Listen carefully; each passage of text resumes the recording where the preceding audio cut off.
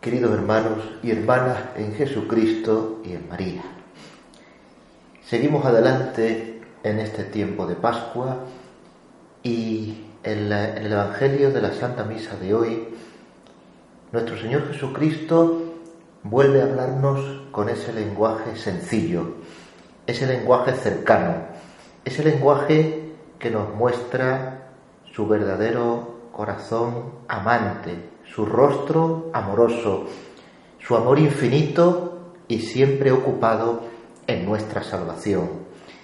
Si hemos prestado la debida atención en la proclamación de este Evangelio, habremos oído la palabra puerta, que es Jesús. Habremos asumido que hay un camino que nos lleva o nos debe de llevar a un horizonte final, que es la vida eterna en Cristo, la vida eterna en el amor de Dios, la vida eterna en el reino de los cielos. Vamos a hacer una consideración sobre estos aspectos de esta teología sencilla que nuestro Señor Jesucristo nos imparte en el Evangelio en el día de hoy, domingo de Pascua. Tenemos una puerta, tenemos un camino, tenemos un horizonte final, pero en la idea que podamos asumir de la puerta, del camino y del horizonte final van a aparecer también riesgos, tentaciones que el diablo pone y nos seguirá poniendo para que perdamos la verdadera visión de la realidad, la verdadera visión de la fe, esperanza y caridad convertido en algo que no tiene nada que ver ni con la fe, ni con la esperanza, ni con la caridad. Jesucristo es la puerta. Prestemos atención a esa frase. Yo soy la puerta, dice Jesús. Jesús no dice yo soy una puerta, dice la puerta. Jesucristo, vuelvo a repetirlo, afirma que es la puerta. No dice ser una puerta más. Cuando Jesucristo llegó al mundo, cuando el Hijo de Dios se hizo hombre, había ya otras muchas religiones. Y después de Cristo sigue habiendo otras confesiones y otras creencias. Pero la fe católica, la religión católica no es verdadera, sino que es la verdadera. Jesucristo es la puerta. Una anécdota en la vida de San José María puede ilustrarnos pues en esta enseñanza. Estando hablando con un amigo suyo protestante, le decía pues con tono afectuoso: querido amigo, eres mi amigo y yo te quiero mucho, pero estás equivocado. Quizá tú no tengas la culpa, pero estás equivocado. Y te lo digo con cariño porque eres mi amigo. Te quiero y quiero tu salvación. Y quiero que llegues al conocimiento de la verdad y por eso rezo por ti, para tu conversión en la fe verdadera que es la fe católica. No nos dejemos engañar pues por tópicos y por subproductos o productos culturales de la posmodernidad o de este eclecticismo religioso extraño o de este relativismo moral. Todo es relativo, todo puede ser verdad o mentira, todas las religiones son verdad, todas las iglesias son verdaderas. Queridos hermanos, lo hemos escuchado en el Evangelio de hoy. Jesucristo dice que es la puerta.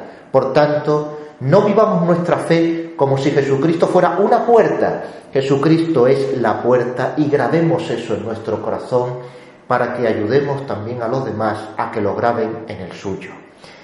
Pasada esa puerta, que es Cristo, que nos va acompañando, porque Cristo es principio, medio y final del camino, nos acompaña en todo momento, pero en ese camino Jesucristo ha fundamentado y ha fundado su iglesia. La iglesia es el cuerpo místico de Cristo. Nosotros caminamos como ovejas que van con el buen pastor, que es Cristo, y lo hacemos a través de la iglesia, de la que todos los bautizados formamos parte. Y como somos iglesia y como somos comunidad, nosotros recibimos la formación de la conciencia por parte de la iglesia. La iglesia como cuerpo de Cristo que es quien legítimamente interpreta la palabra de Dios. Por tanto, nosotros tenemos que renunciar a otro peligro, un peligro muy sutil, que también viene revestido de modernidad y de liberalidad. El peligro de la autoformación de la conciencia. Fue Benedicto XVI, en una de sus catequesis, en que lo dejó bien claro. La Iglesia Católica, como Iglesia verdadera, tiene el deber moral de formar nuestras conciencias. El Señor no quiere que cada uno forme la conciencia como autodidacta, cada uno a su manera, que es lo que hoy día está sucediendo, por desgracia, y a veces sucede también pues dentro de la misma estructura eclesial. Por tanto, nosotros tenemos que acudir a la formación dogmática, auténtica, real de la Iglesia Católica, para que nuestra conciencia pueda beber de la verdad y para no caer en el error de actuar cada cual a su manera, o como dicen hoy algunos, actuar en conciencia, pero rechazando la formación de la conciencia. Así que a lo largo del camino tengamos muy en cuenta esa tentación que viene también del diablo, como todas las tentaciones, y que nos confunde y que a veces se nos presenta marcada de modernidad. Hay una frase muy común que hoy se escucha pues en muchos foros, a veces incluso internos de la misma catolicidad. Es esa frase que dice: la Iglesia tiene que ir con los tiempos. Entonces hay creyentes, hay católicos que dicen: bueno, esta Iglesia como no va con los tiempos, entonces no hay que hacerle mucho caso. Esta es una frase o una idea muy tremendamente dañina para las conciencias. Nosotros tenemos que asumir de manera muy clara y muy firme: la Iglesia enseña la doctrina del Evangelio, que es la misma ayer, hoy y mañana. La Iglesia enseña la doctrina de Cristo. La Iglesia Católica no puede cambiar la doctrina porque no le pertenece, porque es de Cristo. Podrán cambiar formas y modos de enseñarla, pedagogía, etcétera, etcétera. Todo lo que, por así podríamos llamar, la vehiculización de un fondo que tiene que llegar a todas nuestras conciencias. Pero la doctrina no cambia. La doctrina es firme.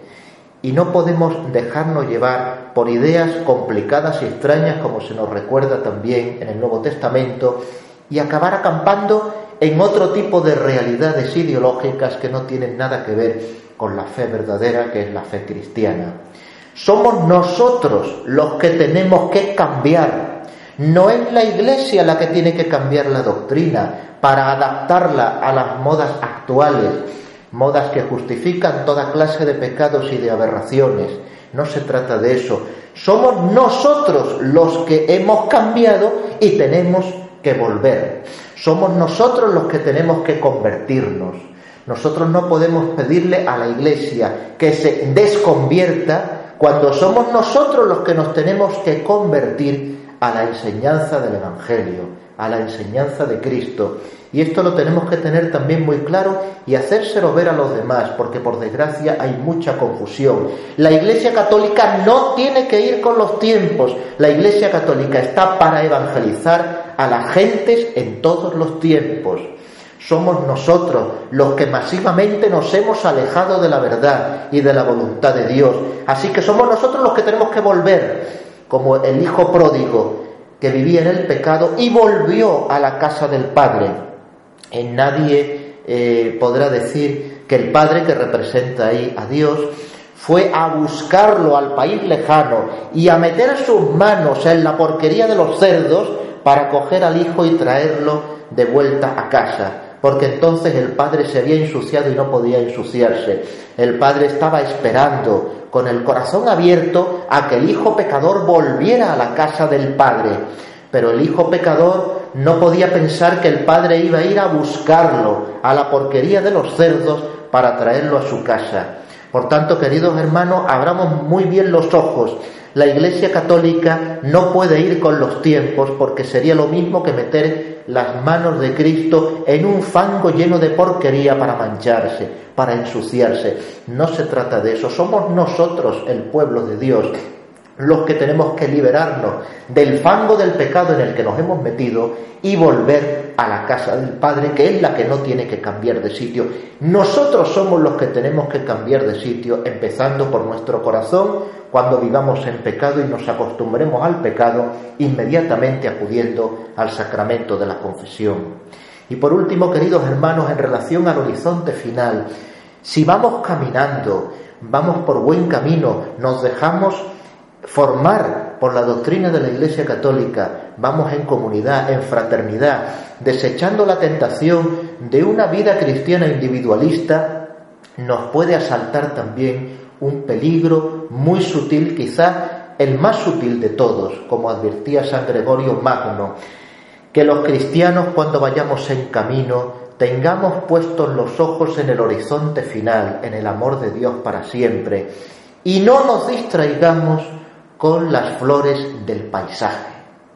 A lo largo del camino hay cruces y espinas y también hay flores, muchas muy agradables y buenas, que Dios pone en nuestro camino para afianzar nuestra fe. Pero, queridos hermanos, tengamos una prioridad clara en nuestra vida cristiana. Como me decía un sacerdote mayor, que siempre recuerdo esa frase: querido hermano, no dejes a Dios por las cosas de Dios. Lo voy a repetir: no dejemos a Dios por las cosas de Dios. Es que las cosas de Dios son muy bonitas, las cosas de Dios son muy bonitas, pero no son Dios. Tenemos que caminar hacia Dios. ¿Eso qué significa a nivel práctico? Que tenemos que tener unas prioridades en nuestra vida cristiana. Tenemos que priorizar y poner lo primero, lo segundo, lo tercero. Lo primero es: amarás a Dios sobre todas las cosas, dar culto debido a Dios, la oración, la vida sacramental, la caridad. Queridos hermanos, si nos consideramos apóstoles, misioneros, si vamos en camino, la oración es lo primero, la vida sacramental es lo primero. ¿De qué sirve que yo, si me considero apóstol, esté metido en innumerables tareas apostólicas, si luego no hago oración, si no tengo vida sacramental, si no tengo mi corazón y mis ojos puestos en el horizonte final, que es el Padre Eterno con los brazos abiertos esperándonos? Tengamos cuidado a la hora de no caer en esas extrañas, por así decirlo, piruetas que pueden darse a verse en la vida cristiana, cuando cogemos las cosas de Dios y las ponemos por encima de Dios. Esta es una tentación que puede suceder más en personas que vayan en una vida ya firmemente avanzada hacia el reino de los cielos. Quizá cuando estamos participando más en las tareas apostólicas y misioneras, que nos podemos dejar llevar por una de las tentaciones más suaves y sutiles, la de confiar primeramente en nuestras propias fuerzas y en nuestra voluntad, y no descansar plenamente en la divina providencia. Vamos a pedirle hoy a la Santísima Virgen María, queridos hermanos, y ya termino esta homilía, vamos a pedirle a ella, que fue la que nos trajo la puerta a Jesucristo, que es la Madre y la Reina de la Iglesia, la que nos acompaña en el camino, y que la Virgen María también es la que está al final del camino, en el horizonte final, en la puerta del cielo, con los brazos abiertos esperándonos. Vamos a pedirle a la Santísima Virgen María que nos ayude a vivir nuestra fe cristiana desde la convicción firme de que Cristo es la única puerta, desde la convicción firme de que tenemos que dejarnos formar la conciencia por la enseñanza de la Iglesia Católica, que es la Iglesia verdadera, y también vamos a pedirle a la Virgen María que nos ayude a estar siempre con Dios por encima de las cosas de Dios. Que así sea.